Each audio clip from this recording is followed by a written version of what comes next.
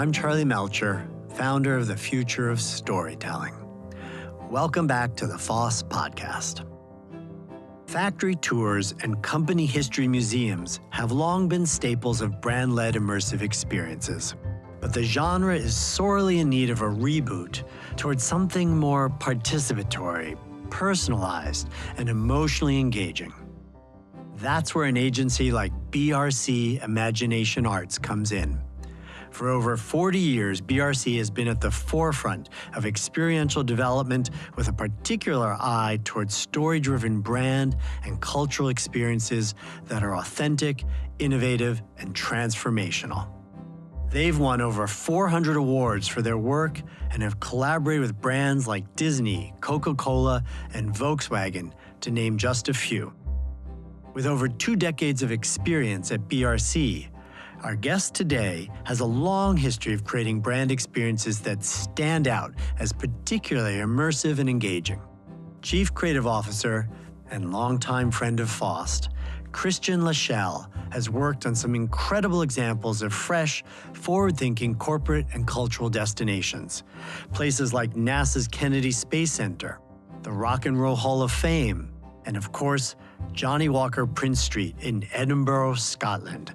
The FoST Explorers Club recently had the privilege of getting a private tour of the Johnnie Walker experience to learn firsthand how the cutting edge of brand experiences is evolving to become more interactive, more personalized, and ultimately more effective at building enduring relationships with customers.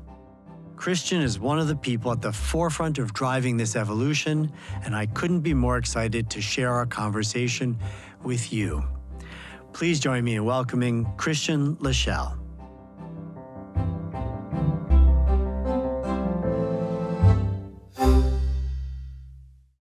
Christian, welcome to the FoST podcast. Thank you very much, Charlie. It's great to see you and be here. So glad to have you with me.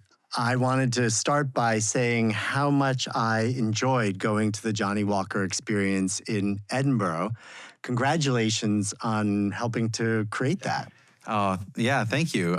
It was such a joy to put that together with the team from Diageo and Johnnie Walker brand and so many people who played a hand in it.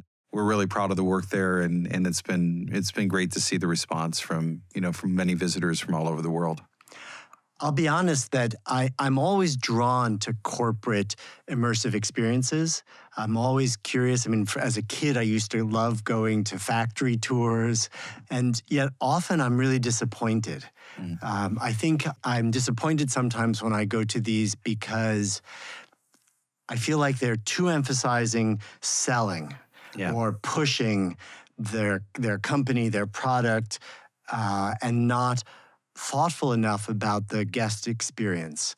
And I found the Johnnie Walker experience to be fabulous because it just felt like I was being treated well and respected in the journey. So I'd love to hear more about the origins of it. Where did that project originate? The origin of the Johnnie Walker experience in Edinburgh, and it was really linked to a pretty ambitious plan by Diageo and all of the Scottish brand homes. In Scotland, a lot of the economy is driven by the whiskey industry. It's a fairly significant part of the sort of the export industry of Scotland, in addition to great seafood and other great cultural things that we all love, right? Mm-hmm. But it's a very important part of the economy and part of the tourism economy as well. And it was a £185 million investment into Scottish tourism and into the investment of these stories, which when you really get under the hood here are about people and place and culture, and not just the liquid. The liquid is part of that, but it's really these communities across Scotland, and they really wanted to, I think, lead the way in terms of finding a new path forward in the market. But it was also linked to the 200th anniversary of Johnnie Walker, which I think became the catalyst for this relook at Scotland. So describe for our listener, what is the Johnnie Walker experience? So Johnnie Walker Princes Street is 8 floors of experiences and spaces that really help to engage and bring to life the story of Johnnie Walker in addition to other things. So in this sort of conversion of what was an old department store in the West End of Edinburgh, starting with the ground floor, of course, being on Princes Street, which is the high street, the retail street in Edinburgh.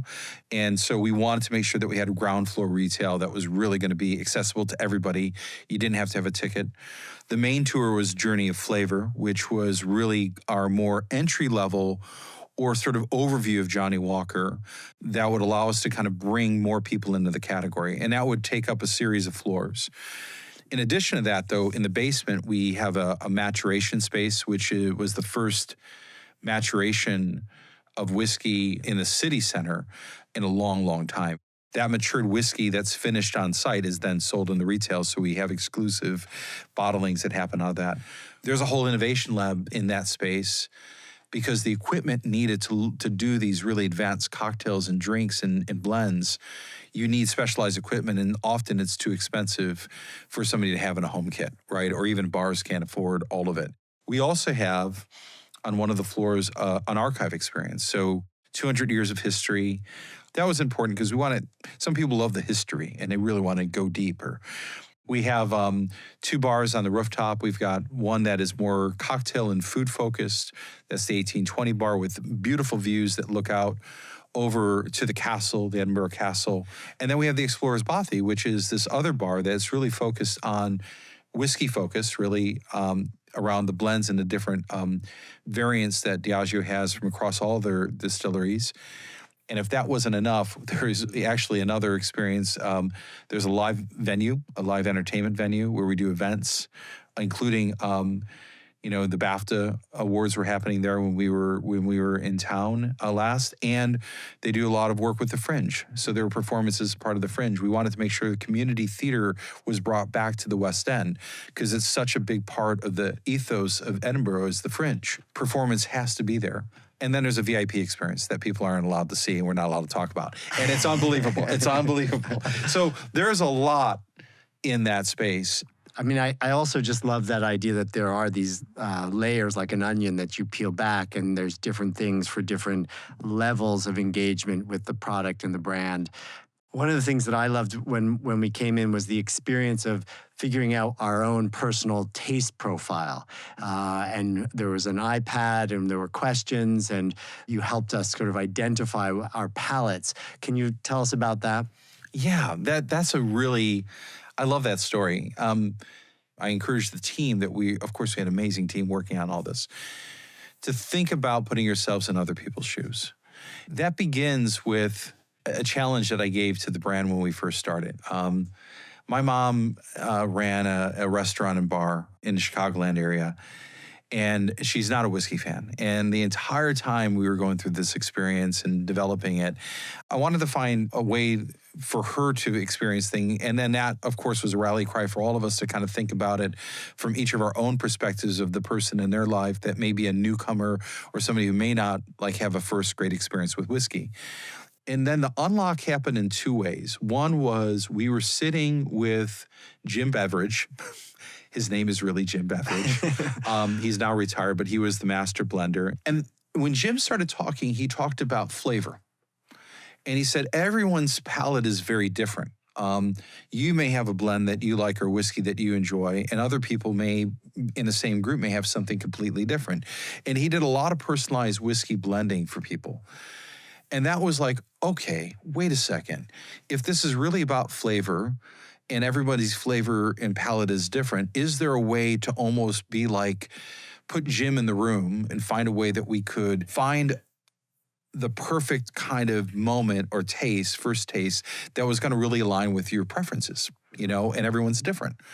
The second part of the unlock was that we went into the innovation labs with Johnnie Walker and with Diageo, and they were working on this technology called Flavor Print. It was something they had been starting the trial in the online program, which was allowing you to sort of maybe select a whiskey.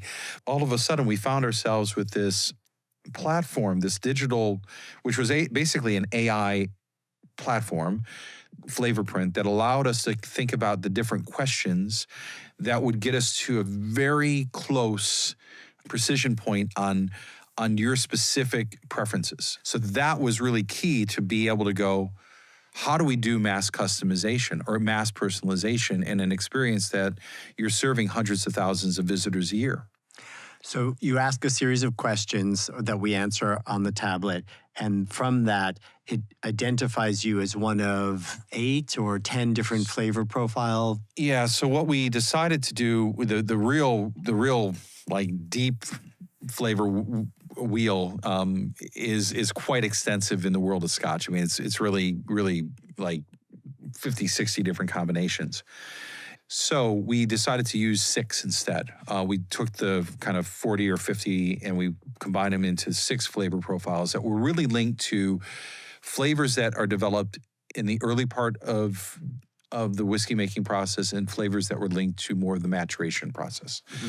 So we have 6 different flavor profiles, which you then get a wristband based on that. So once you're identified, you answer these questions and you're identified as one of these types, you put on this wristband that has the color of that flavor, fruity, and then as you go further into the tour, you get offered your first drink.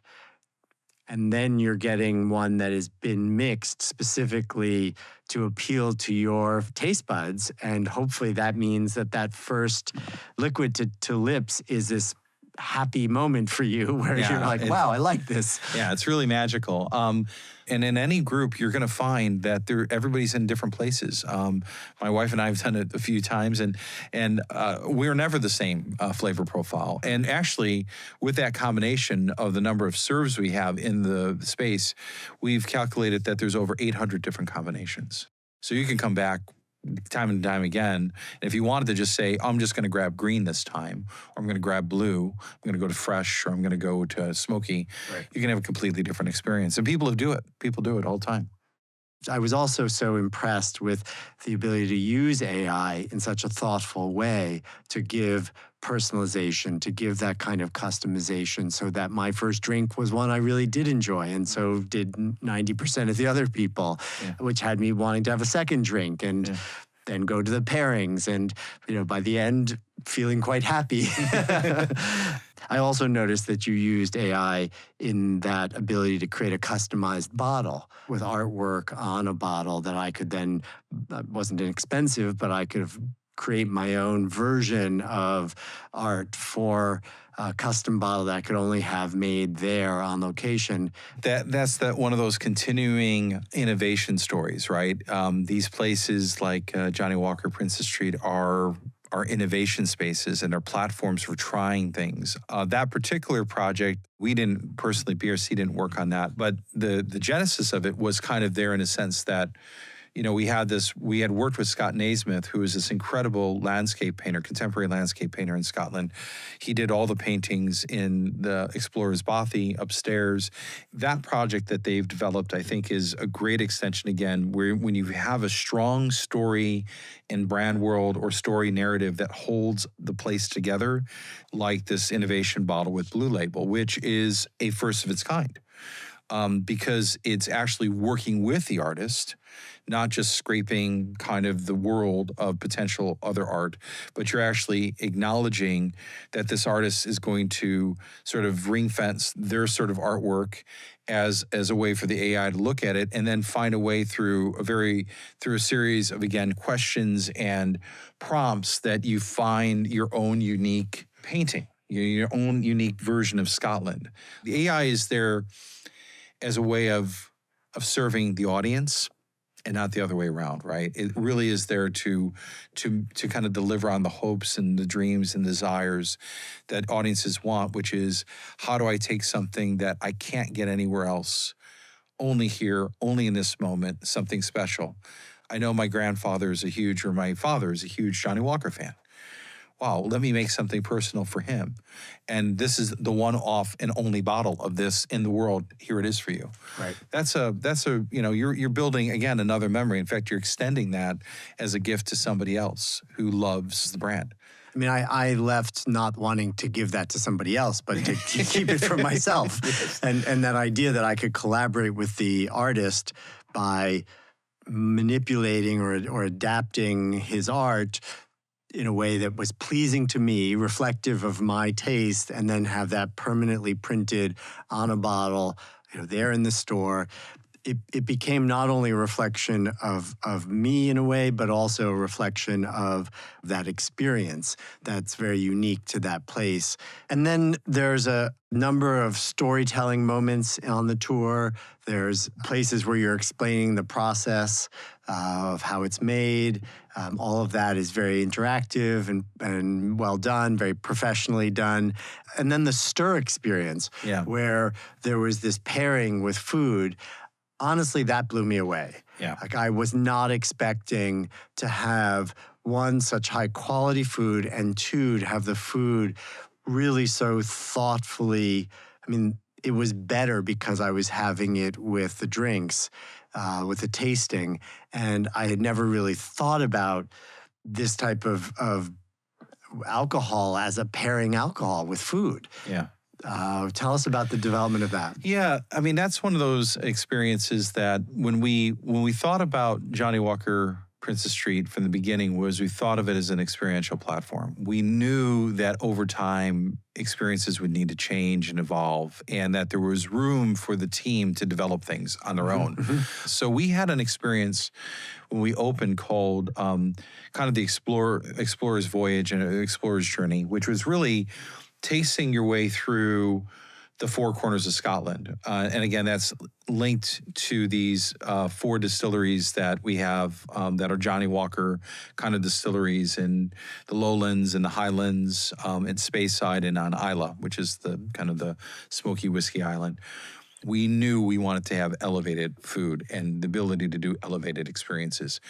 What they were then able to do is evolve it since then to really take that explorer's idea, which was thinking about how you could taste your way through Scotland, but then combining it in new ways with these lower ABV or alcohol cocktails or creations that are completely linked to a local food pairing. So you're having a wonderful bite, let's say, of a wonderful oyster, with all the right sort of, notes that you're getting, whether that's a little bit of the creaminess, a little bit of the salt, a little bit of some acid, and then pair it with a cocktail that's just perfect to go with that.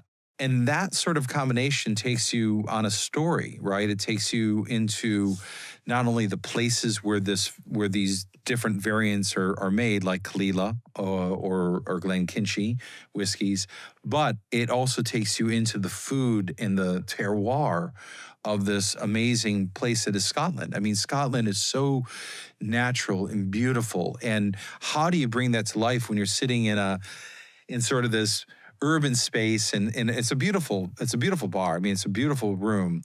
But at the same time, you're not in nature. So you have to bring nature there and find a way to do it in an elegant way. And it's gone over extremely well. And then for us, at least, the final payoff was going up to the bar, walking out on the terrace, and all of a sudden having the best view of the castle that we had seen anywhere in town. It's the perfect picture. It's where we took photos, and all of a sudden, it again made you feel of that place. You were there in that moment. Literally, everyone pulled their phone out to take a picture. Yeah, everyone loves that photo. I mean, that was kind of one of those moments when we were looking at site selection of trying to find the right place in the city to be able to celebrate the view and the iconic view of the castle, which is really, it's so unique. I mean, you think about all the cities in the world, and Edinburgh just has this wonderful sense of history, and you cannot escape it. Anywhere that the new town is older than the United States, you know what I mean? The old town is older than, and it's layers and layers and layers, and it's a one in a million, kind of view. Christian, tell us about the metrics of success from the place. How do you measure it, and how's it measuring up? Well, with all of these projects, getting the kind of capital investment for these things, there has to be a strong business case. There has to be strong objectives for the brand. And we always measure it against a couple things. One, we look at the community. So what are the objectives within the community? The fact that we have community members coming in and really enjoying it, people actually coming in and booking for lunches and dinners is really important because the community has taken ownership. And we did some things that were very special for the community. There's a clock on the outside on the corner. So many people in Scotland, especially in the capital city, met their first date underneath that clock, and they remember it. And we wanted to make sure that we didn't take that away. One of the biggest things when we got involved in the project and they knew that we were going to turn this, said, "Oh, what are you doing with the clock?" Well, we sent it off to the people who were restoring Big Ben, and they restored it beautifully. And on Valentine's Day, it came back in the Highlanders. And so finding ways to make sure we're respecting community, bringing those jobs, bringing people in, that was important. Part of it was to introduce people to Johnnie Walker, just something that they feel like they personally made a friend. At Johnnie Walker. It's no longer a bottle. It's, wow, I got to know Rob or I got to know Sarah and I just had a wonderful experience. And I didn't know I liked whiskey, but now I do. I like Scotch. But I think that what we're seeing, though, especially for brands, is it's got to be transformational. It has to have the ability for people to come into an experience one way and come out transformed in some other way. So do you think that more and more companies are looking to invest in immersive experiences to build these kinds of emotional connections with their customers? Yes. We've been in this space as BRC for over 43 years. We started, our roots were with Walt Disney out of Imagineering and initially, and with General Motors. Those were our first clients. But we're seeing an uptick in this, and I think part of it is because this sort of need or want and desire from audiences to have unique experiences and engagement with brands where they can get, if they're done in an authentic way, if they become a sales ad, nobody's showing up. But if you do it in an authentic way, it can be really powerful. For example, we're working on a project in Switzerland on one of the oldest chocolate brands. It is the oldest chocolate. I'm prepared for a tasting there too. I just want you to know. It is the oldest chocolate brand in Switzerland, and they're also acknowledged as like the foundation of the beginning of milk chocolate, stabilized milk chocolate. So amazing stories. People come. So all of these places have stories to tell. They're about people. They're about place. Yes, they're about product, but they're also really delivering on bringing a cultural context to these brands. And oftentimes they are the brands that have helped to shape a city. And I think we're going to see more and more of it because the brands need new ways to engage audiences and create sort of more meaningful relationships. I think that one of the problems that a lot of companies make is that they think that their brand and their story is the hero. They should be thinking about this as their customers, the hero, and their role is to support their customer on their journey. And if they're lucky, their product or service becomes the magic gift that helps the customer or the hero succeed in their journey. You're enabling that guest to have an experience that becomes theirs, that they add to the history of Johnnie Walker by making their own memories and having their own experiences there, and that they can take those away and, as you said, be transformed by them, and finding that way for them to be your collaborator. Not just your customer, but your partner in a story or in an experience. Yeah, and I think that's why we don't really ever use the word customer or consumer. It sort of doesn't feel right. Because I think when you think of it that way, that we're just consuming something, or they're just a customer, they're a guest. They're an audience that it's that world of hospitality. Then when you invite somebody into your home, what's the first thing you do? You welcome him, and you want to say, well, how have you been? What have you been up to? Right. Can I get you something? Yeah, have a seat. What would you like to drink? Hey, tell me a little bit what's been going on. And, you don't make it about yourself. You want to, you're authentically, you're trying to get to, reconnect with somebody. And these brand homes and visitor experiences for these companies and brands you are welcoming people into your home. You're saying, I would love to have a relationship with you. But if you don't treat me well, like anything, then we're never going to have that relationship, right? And that's the thing. it's not just the attendance, it's not just the retail sales. It's actually having a direct to your audience relationship where you can have these two-way conversations and actually have, and you know who they are. Right. That's the kind of relationship. If you're a brand, that's what you really want, you know? Yeah, it's an ongoing relationship, not a transaction. Exactly. A one and done. Yeah. Are there any new tools in the arsenal for trying to create that kind of emotional connection with your audience? The tools are always changing, aren't they? There's always that new bit of tech that you're chasing. And, we're always looking at new tech, or we're looking at a new way to project or tell stories. But what I think we find at BRC is when you take existing things that are really interesting and stable and then combine them in new ways, that creates something different. And it's a bit of a magic trick. And I think that, I always think like technologies in combination are sometimes more interesting than just the new thing.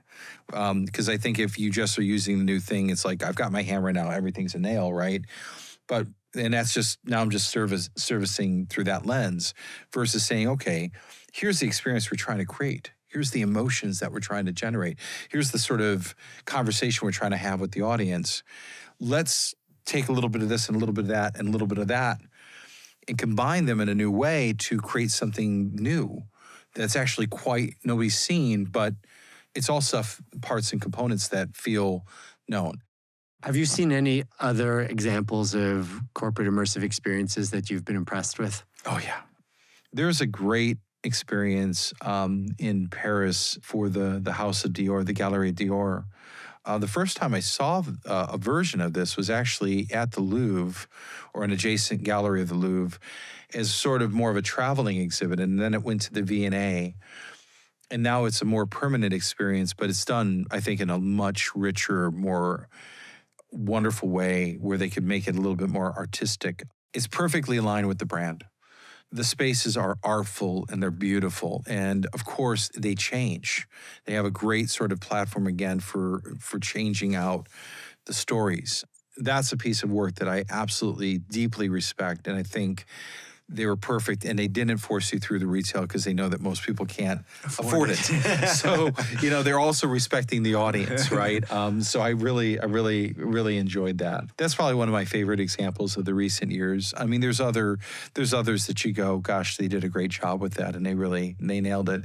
That's one of the benefits of just being on part of the FoST Explorers group with you and the team. It's always great to see and celebrate really great creative work from everybody in this industry. Yeah.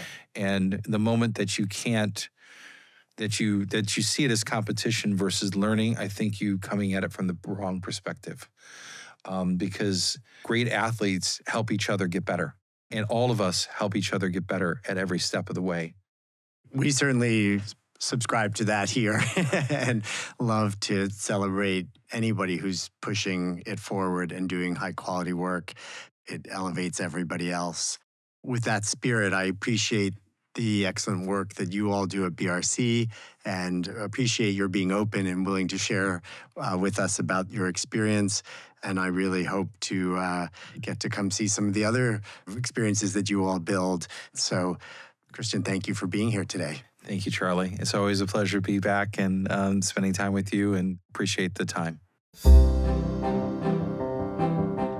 Once again, I'm Charlie Melcher, and this has been the Future of Storytelling podcast. Thanks for joining me.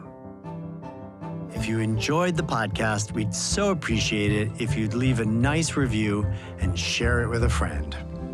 And to get more of the latest news from the worlds of immersive media, marketing, and storytelling, be sure to visit FoST.org. There you can learn more about the FoST Explorers Club and subscribe to our free monthly newsletter, FoST in Thought. The FoST podcast is produced by Melcher Media in collaboration with our talented production partners, Charts and Leisure. I hope to see you again soon for another deep dive into the world of storytelling. Until then, please be safe, stay strong, and story on.